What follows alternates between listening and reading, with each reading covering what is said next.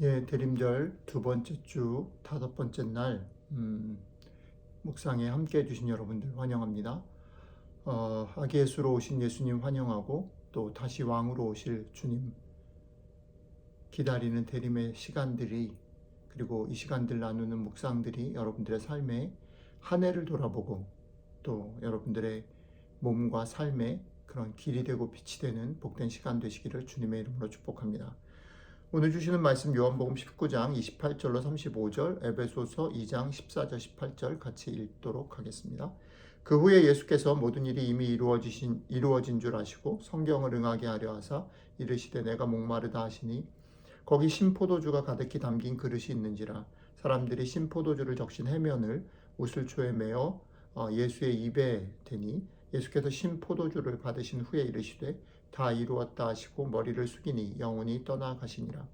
이날은 준비일이라 유대인들은 그 안식일이 큰 날이므로 그 안식일에 시체들을 십자가에 두지 아니하려 하여 빌라도에게 그들의 다리를 꺾어 시체를 치워달라 하니, 군인들이 가서 예수와 함께 못 박힌 첫째 사람과 또 그 다른 사람의 다리를 꺾고 예수께 이르러서는 이미 죽으신 것을 보고 다리를 꺾지 아니하고 그중 한 군인이 창으로 옆구리를 찌르니 곧 피와 물이 나오더라. 이를 본 자가 증언하였으니 그 증언이 참이라.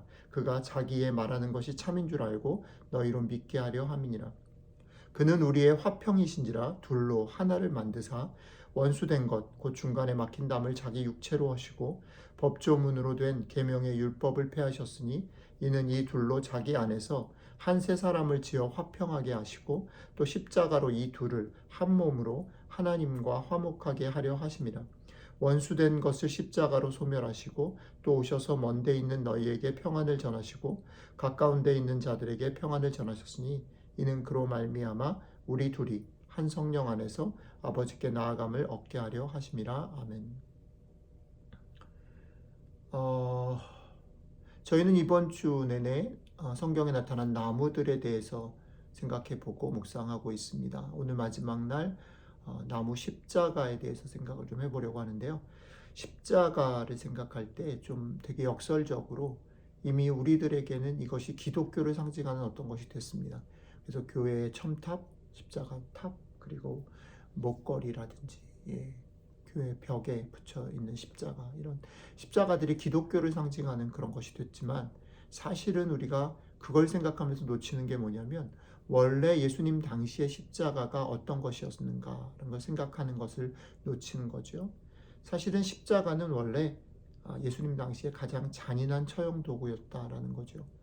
여러 가지 처형 방법이 있었는데 그 중에도 가장 잔인한 방법, 그것의 도구인 십자가, 그것을 기억하는 것은 의미가 있다라고 생각됩니다.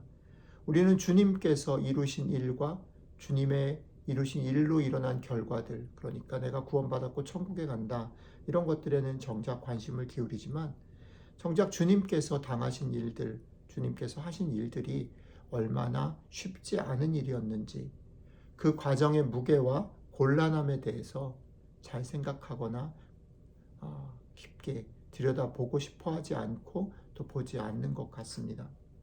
그러나 오늘 우리가 읽은 성경은, 또 오늘은 요한복음 읽었지만 사실은 복음서 전체 속에서 성경은 주님께서 당하신 그 고난의 시간들, 특별히 십자가를 지신 그 시간들에 대한 기록을 상세하게 우리에게 전하고 있습니다. 전체적인 복음서의 분량 가운데서 그 분량의 비중이 차지하는 것만 봐도 그것은 만만치 않은 것이죠. 그리고 이것에 대해서 우리가 오늘 읽은 에베소서의 말씀 속에서는 자기 몸으로 주님께서 막힌 담을 허신 일이다라고 설명하고 있습니다.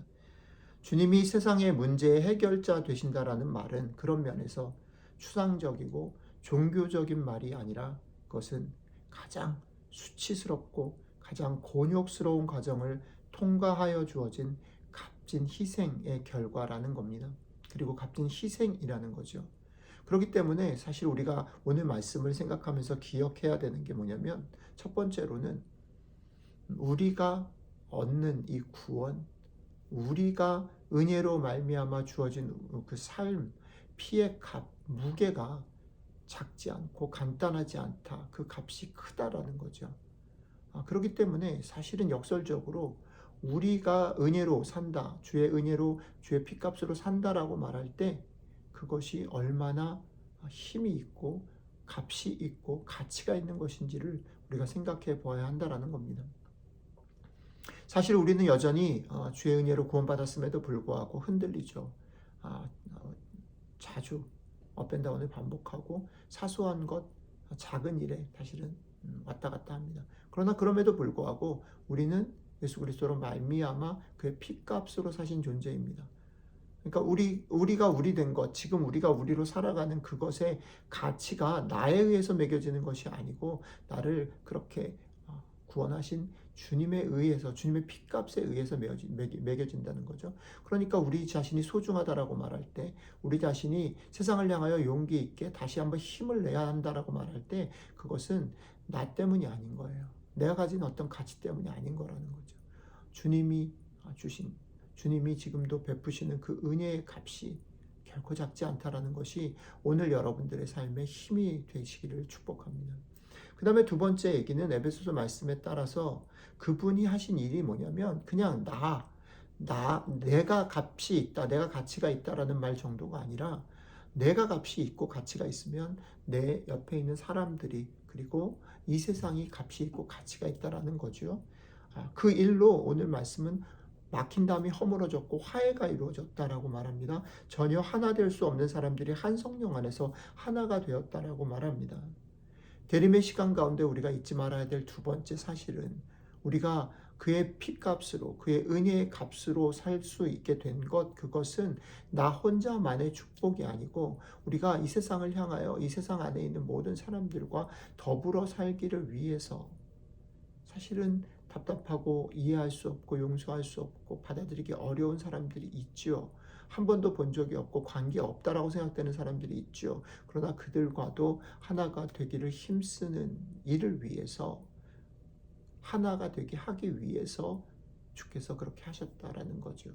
그렇다면 우리들의 삶에 있어서도 이 방향을 봐야 된단 말입니다. 우리가 무엇을 위해서 믿음을 헌신을 믿음의 열심을 다할 것인가 라고 말할 때 이 방향을 봐야 된다.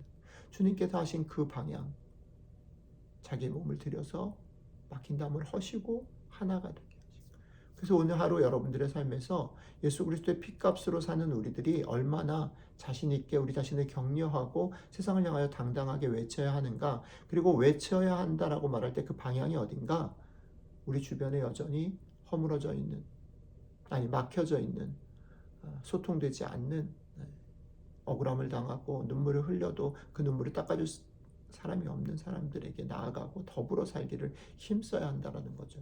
오늘 하루 이 대림의 신비, 이 땅 가운데 오신 주님의 그런 신비를, 그런 힘을 맛보는 하루가 되시기를 주님의 이름으로 축복합니다. 기도하겠습니다.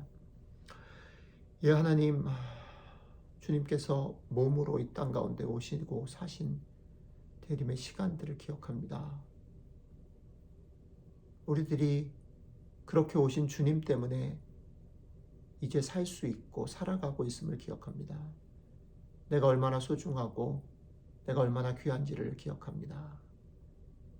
이것 때문에 용기 내서 나 자신을 한 번 더 격려하고 오늘 우리에게 놓여진 삶들을 당당하게 살아가는 하루 되게 도와주시고, 또 우리가 세상을 향하여 살아가면서 주님이 걸어가셨던 그 길, 주님이 바라보셨던 그 목표를 바라보며 더 많이 어울리고 더 많이 마음을 열고 더 많이 품고 더 많이 섬기고 사랑하며 살아가는 복된 하루 될 수 있도록 함께 해주시면 좋겠습니다. 감사드리며 우리 주 예수님 이름으로 기도드렸습니다. 아멘.